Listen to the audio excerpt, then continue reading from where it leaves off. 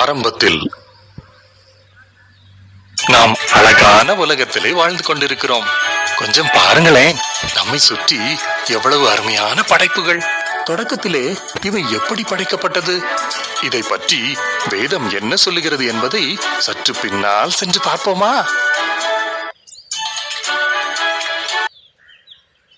ஆரம்பத்திலே தேவன் வானத்தையும் பூமியையும் படைத்தார்.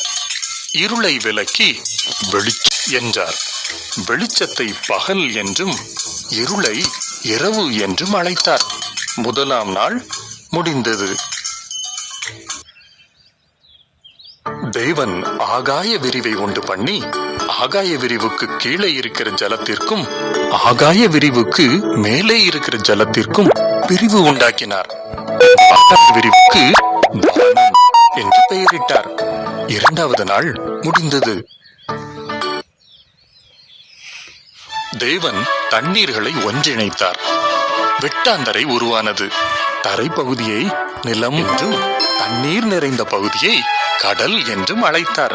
பிறகு புல், செடி, மரம் போன்ற தாவர வகைகளை படைத்தார். மூன்றாம் நாள் முடிந்தது.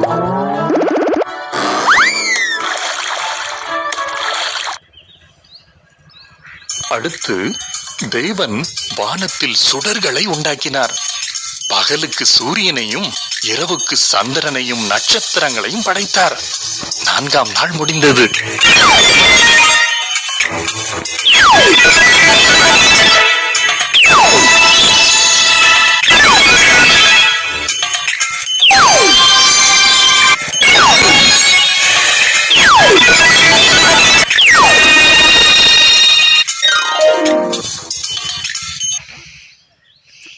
தேவன் தண்ணீரில் நீந்த மீன்களையும் ஆகாயத்தில் பறக்க பறவைகளையும் படைத்தார்.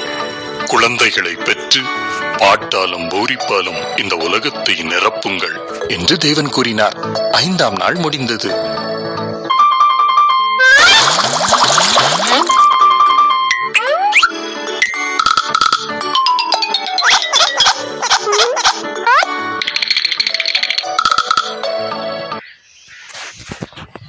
அடுத்து தேவன் மிருகங்களை படைத்தார். வீட்டு மிருகங்கள், காட்டு மிருகங்கள், நிலத்தில் ஊர்ந்து போகும் பிராணிகளையும் படைத்தார். தேவன் கூறினார், இன்னும் அனைத்திலும் சிறந்ததாய் இருக்க போகிற ஒன்றே ஒன்றை மட்டும் உருவாக்க வேண்டும்.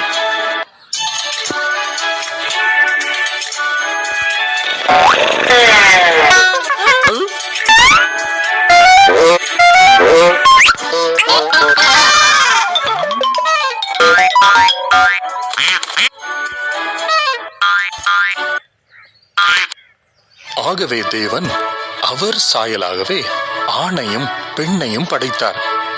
குழந்தைகளை பெற்று நான் படைத்த இந்த உலகம் மீன்கள், பறவைகள், விலங்குகள் எல்லாவற்றையும் பாதுகாத்து பராமரித்துக் கொள்ளுங்கள் என்று தேவன் கூறினார். ஆறாவது நாள் முடிந்தது.